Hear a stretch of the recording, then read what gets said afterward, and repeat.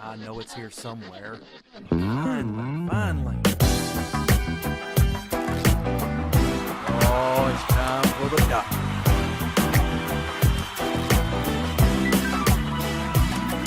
You're listening to Dr. Bill, the computer curmudgeon. Take it away, Doctor.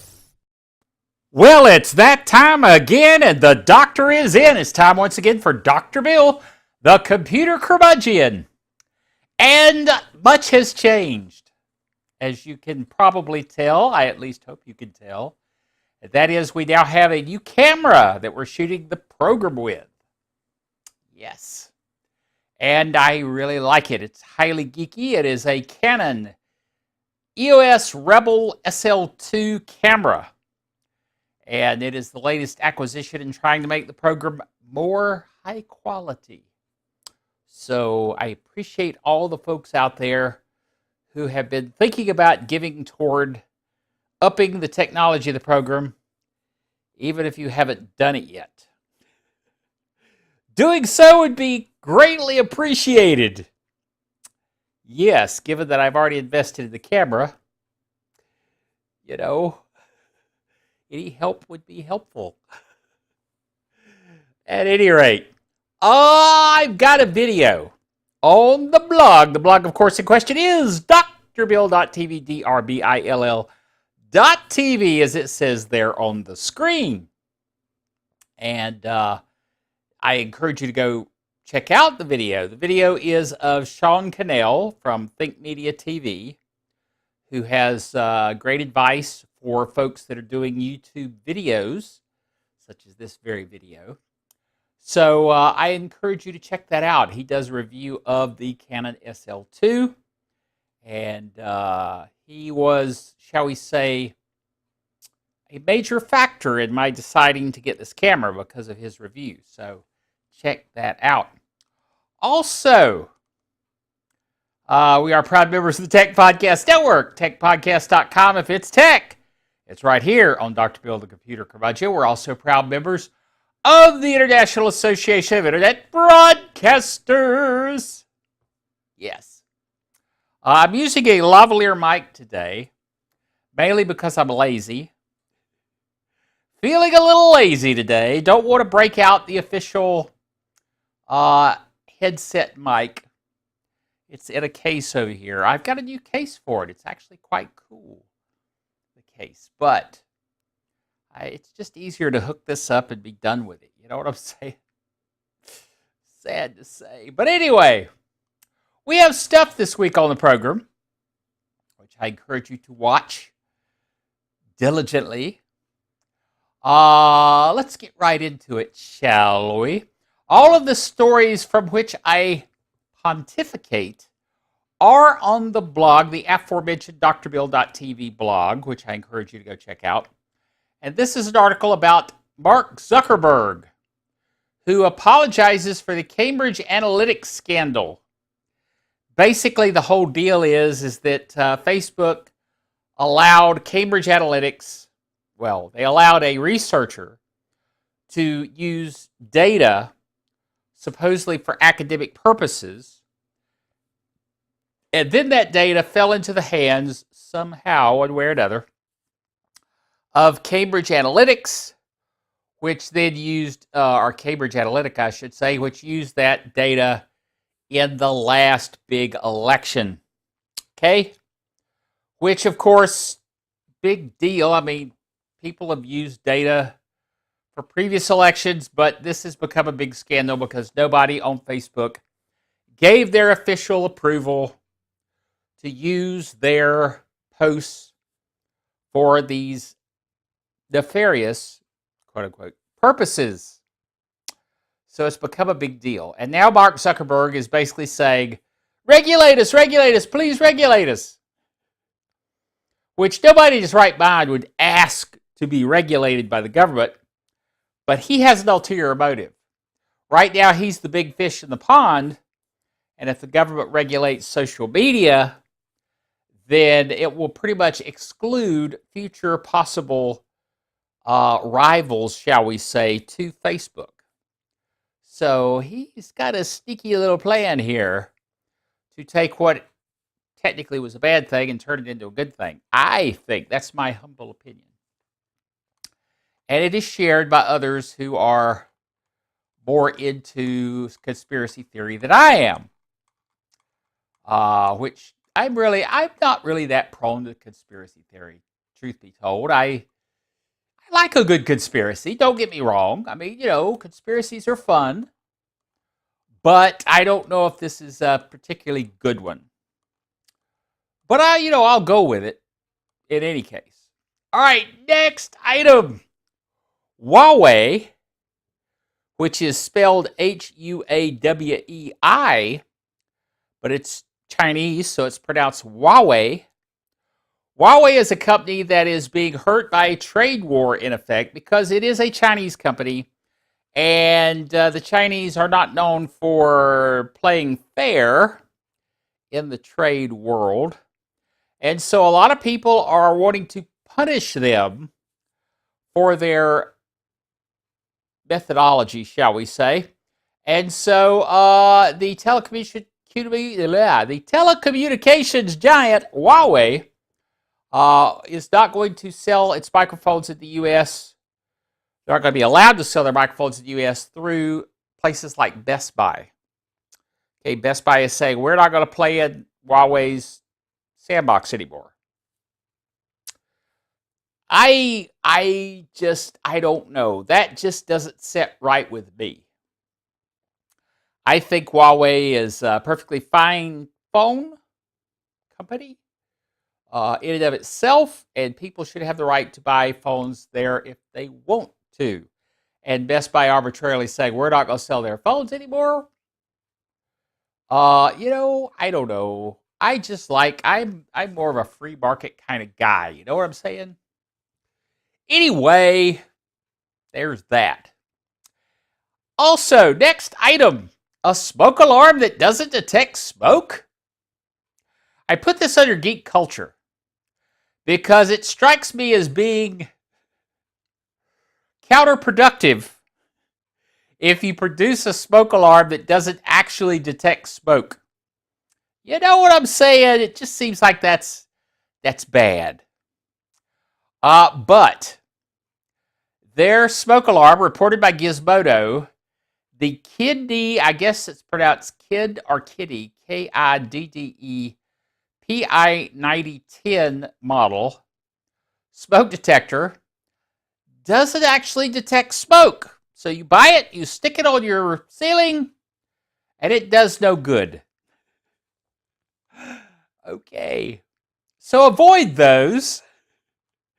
You know it's good for you. Okay, next item. YouTube is banning some gun videos. Now again, I am a kind of a free speech kind of a guy, You should, if you want to produce a video about guns, you should produce videos about guns. Now, not how to take guns and become a terrorist necessarily. You know what I'm saying? Not that kind, but just this is a gun, and this is how you take it apart. This is how you put it back together, and these are the features of the guns. I just dropped something on the floor. See here? Okay, let me just take a small moment of time and tell you that the remote for Samsung smart TVs is not smart. It's dumb. It's shaped oddly, and it jumps in the floor at any opportunity. It just takes a notion and jumps into the floor. I don't like it. Call me the computer curmudgeon, but hey, that is just unacceptable for your remote to jump in the floor just to irritate you. Just saying. And that's what it just did. Just out of the blue, it jumped into the floor just to annoy me and take my mind off the show. I would almost suspect Fred. Oh no, you're innocent, aren't you, Fred?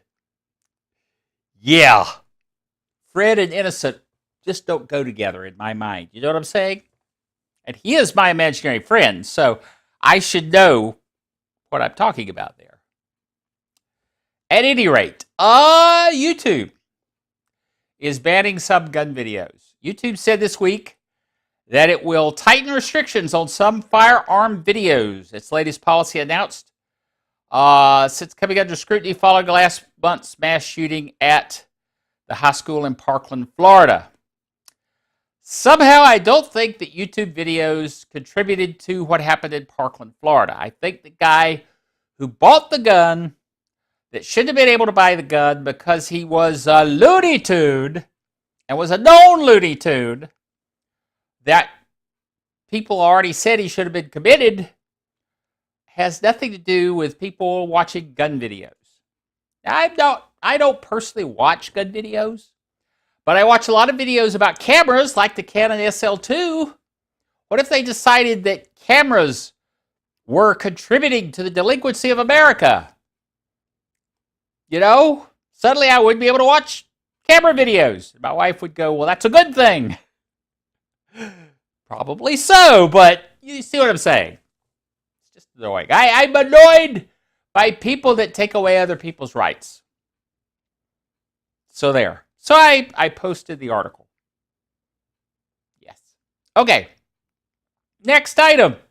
Google Android Wear, which is what they used to call their operating system for their watches, is now called the Wear OS, the Wear operating system. And the world went, who cares? Okay? I mean, they changed the name. Big deal. It's not like it has a lot of new features and things like that. They just decided they're going to change the name. But speaking of Google, next item, Google Chrome will now block autoplay videos. Yes, I know you've heard that before. But this time they say for sure. As of the release of Chrome 66, version 66, it will gain the ability to block autoplaying video content, which I'm for, because I don't like the idea of videos just starting playing when you go buy them on a website. If I want to play a video, I want to click on it to play the video.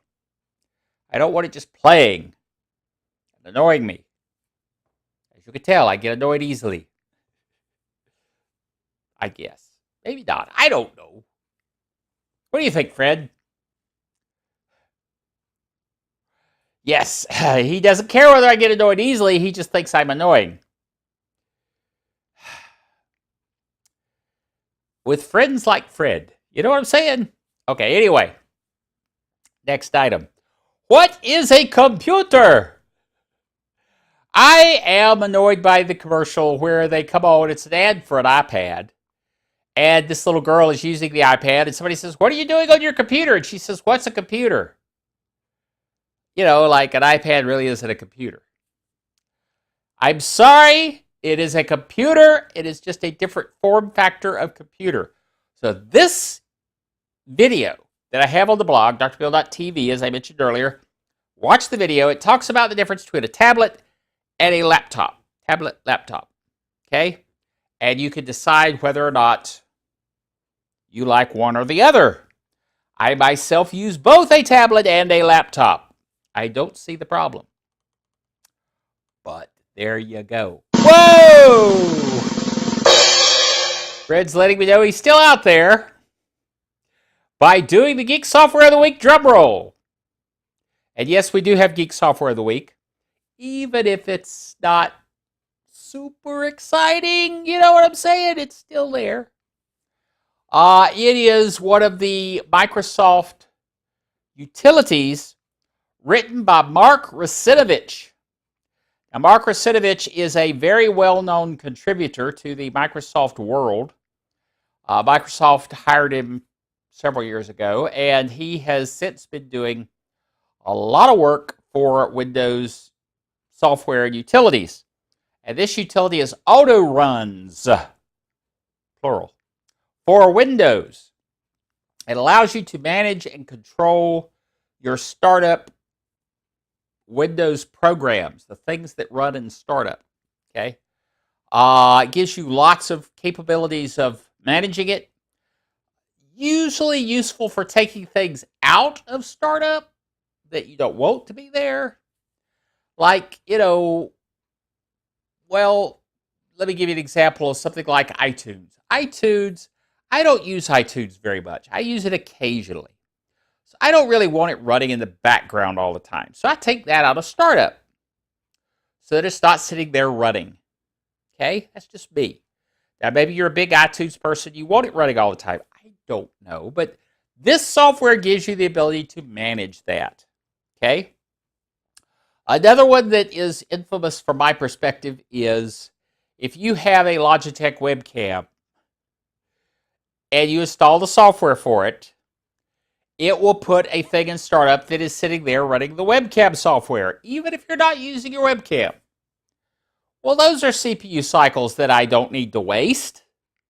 So I take it out of startup, okay? And I use a program similar to this one, Autoruns. So check it out. It will help you control your PC. All right, next item. Mozilla drops Facebook. The Facebook debacle has gotten everyone's attention, and there's this big move on to get out of Facebook. Matter of fact, Elon Musk discovered that there was a SpaceX Facebook page that he didn't know existed. So he deep-sixed it, killed the page. That's what a lot of people are doing, is they're getting off Facebook in protest of this scandal. I myself don't care. So I'm on Facebook, and I don't care. I'm not going to get off of it just because people are all freaking out and running around like chickens with their heads cut off over the, quote, scandal. So people use data off Facebook.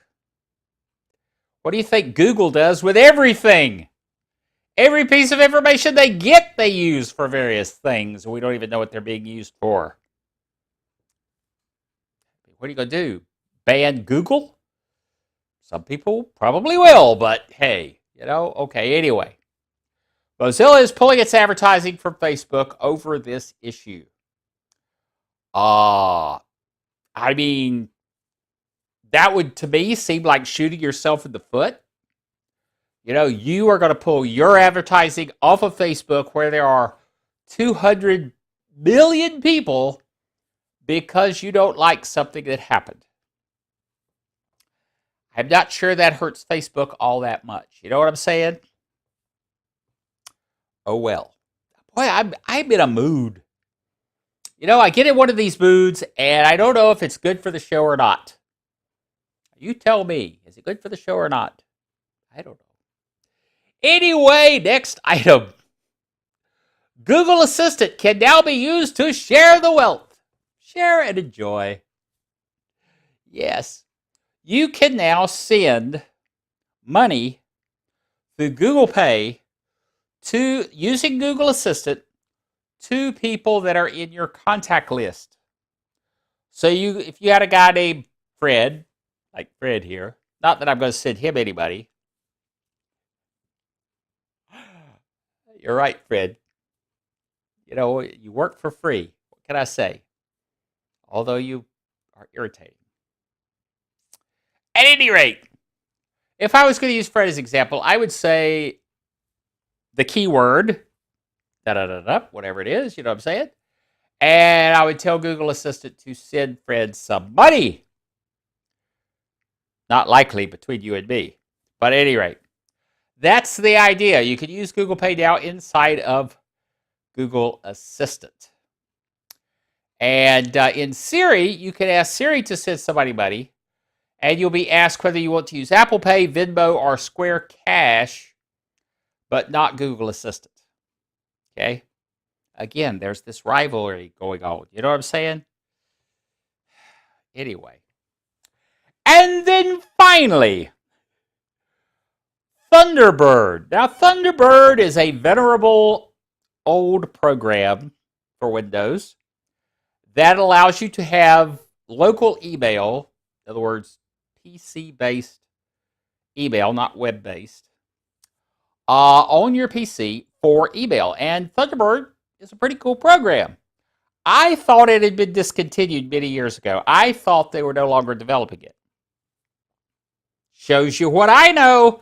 because actually they are still developing it, and a new version is just out as of yesterday, version 52.7.0. 52. So it has been out a while. You see what I'm saying? But hey, perfectly good program. I don't personally use it, but I know a lot of people who do. And it's, it looks pretty good, actually. They even have a calendaring function called Lightning. Get it? Thunderbird Lightning. And Lightning is the calendaring software for Thunderbird. So check that out. I have a link to the release notes for Thunderbird version 52.7.0. So if you're a Thunderbird user, you can upgrade. How cool is that? Anyway, that will do it for this show. Sorry we skipped a week in there, but I had a lot going on, and I wanted to use the new camera. I've set it up. The settings are a guess.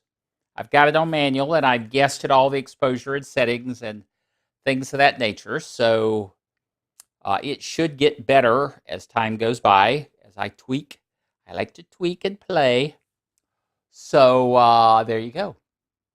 So hope you enjoyed the program today. If not, sorry about that. Tune in next time to see what I'm up to then. In the meantime, the doctor is out of here.